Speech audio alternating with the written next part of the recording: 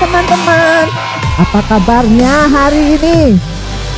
Wah, pasti semua pada keadaan sehat dan sukacita karena menikmati waktu liburan.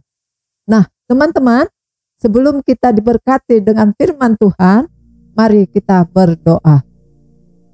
Tuhan Yesus, tolonglah kami, arahkan hati dan pemikiran kami, buka mata rohani kami, pemikiran kami untuk firman-Mu, sehingga kami boleh mengerti apa yang Tuhan kehendaki di dalam hidup kami melalui firman-Mu. Berkati kami Tuhan Yesus, karena kami siap untuk Tuhan berkati. Amin. Nah, sekali lagi teman-teman, kalian mau katakan salam.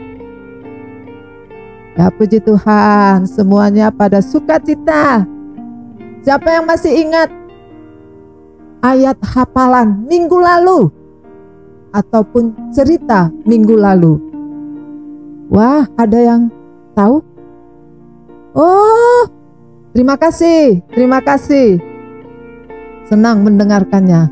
Nah, hari ini kita mau diberkati lagi dengan firman Tuhan yang berbeda.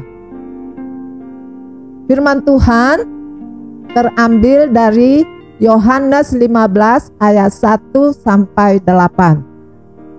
Ayat hafalannya yaitu ayat 5 dari Yohanes 15.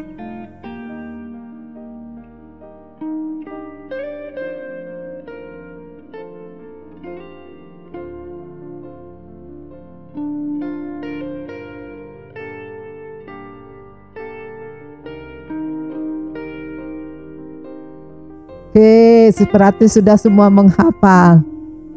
Nah, di ayat hafalan dikatakan bahwa Yesus adalah pokok anggur.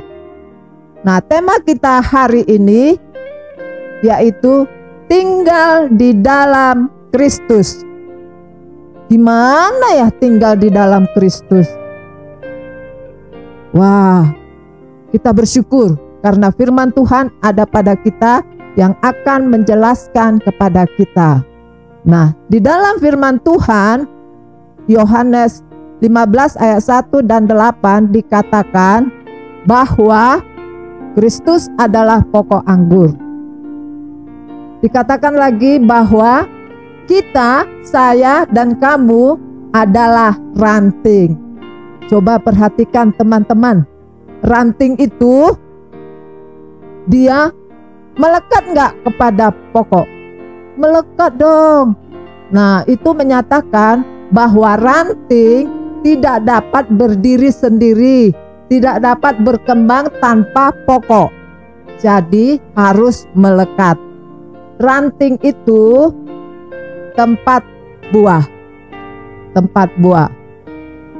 Nah, pokok banyak ranting.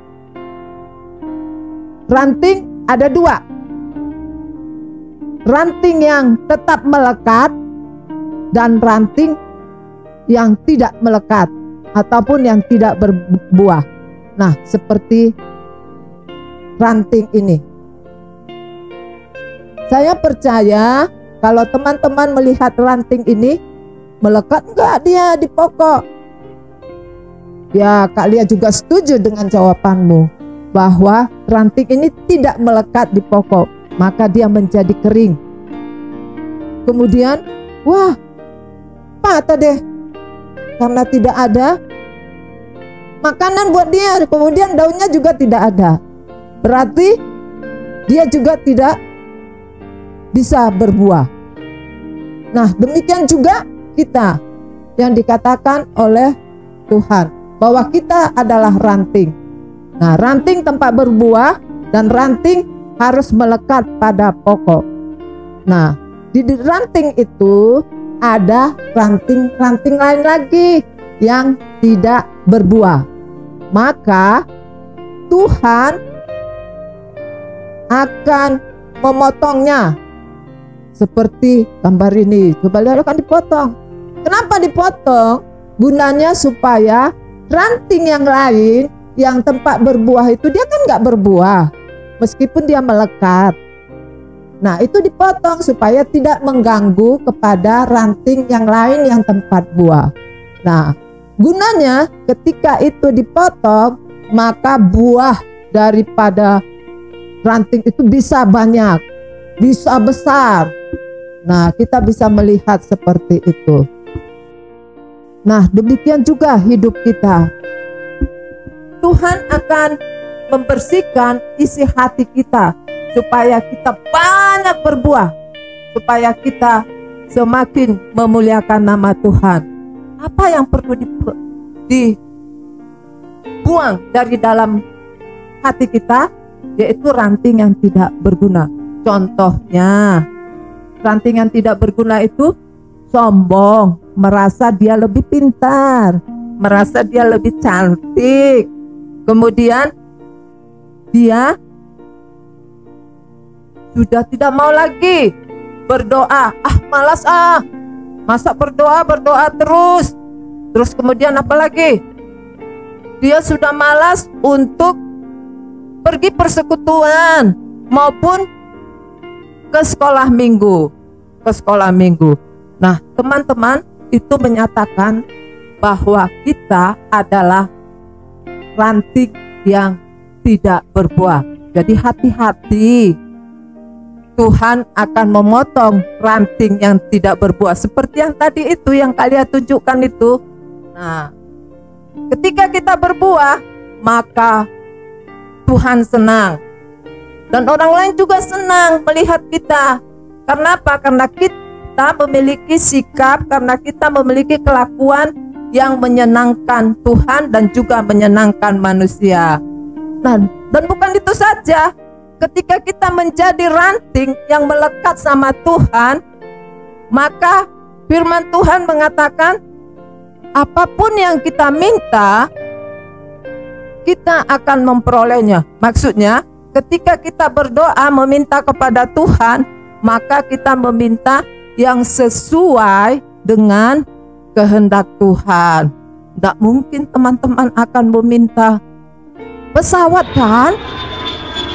Kemudian gak mungkin juga tuh teman-teman meminta apa yang mau teman-teman minta, atau sepeda motor, padahal teman-teman masih belum bisa mengendarai sepeda motor. Pasti teman-teman meminta yang memuliakan nama Tuhan. Tuhan, tolonglah saya supaya saya boleh menghafal firman Tuhan. Tuhan, tolonglah saya supaya saya juga boleh menerima orang lain, kelemahan orang lain. Tuhan, tolonglah saya supaya saya tidak mengecewakan mama bapa dalam sekolah. Tuhan, tolonglah teman saya yang sakit. Seperti itu doanya. Nah, mari kita menjadi ranting yang melekat kepada Tuhan. Ketika kita melekat, maka itu yang disebut tinggal di dalam Kristus. Tetap melekat kepada Tuhan dengan apa? Dengan berdoa, dengan baca firman Tuhan, dengan menjadi pelaku firman Tuhan. Mulai sekarang, teman-teman akan berbuah banyak yang menyenangkan hati Tuhan. Oke? Mari kita berdoa. Tuhan Yesus, terima kasih karena Tuhan sudah mengajar kami, menegur kami. Banyak ranting di dalam hati kami yang perlu Tuhan bersihkan. Bersihkanlah Tuhan, sehingga kami semakin banyak berbuah yang menyenangkan hati Tuhan. Berkati firman-Mu Tuhan bagi kami semua. Terima kasih Tuhan Yesus. Di dalam nama Tuhan Yesus kami berdoa. Amin.